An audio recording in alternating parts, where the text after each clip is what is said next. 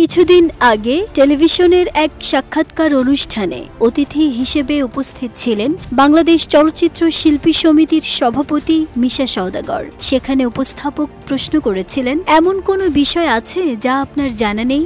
জবাবে শক্তিমান এই অভিনেতা বলেছিলেন, আমি অনেক কাজই পারি, আবার অনেক কিছুই পারি না।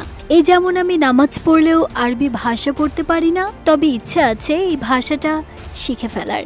আমি ফোকাসড, কারণ আমার কর্ম ফরজ, আমার ধর্ম ফরজ। নিজের সেই ইচ্ছেই নাকি পূরণ করেছে তার নাতি।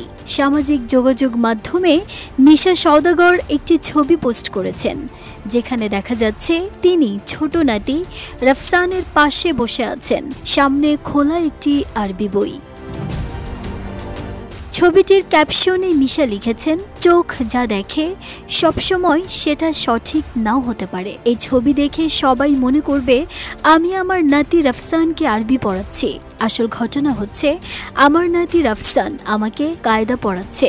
এটা সত্যি ঘটনা। কুরআনুল কারীম নিজে পড়ুন এবং অপরকে পড়তে সাহায্য করুন। অভিনেতার এই পোস্টটি মুহূর্তেই ছড়িয়ে পড়েছে সামাজিক মাধ্যমে। ভক্তরা মিশার এই বিনয়ী ও হৃদয়স্পর্শী বার্তায় মুগ্ধ হয়ে প্রশংসা করছেন। অনেকেই বলেছেন, এটাই আসল শিক্ষা। মিশা ভাই শুধু পর্দায় নয়, বাস্তব জীবনেও অনুপ্রেরণা। যতই কাজ করি না কেন অবশ্যই রোজা রাখবো, অবশ্যই নামাজ পড়বো। নাহিদা স্মৃতি, দেশ রূপান্তর।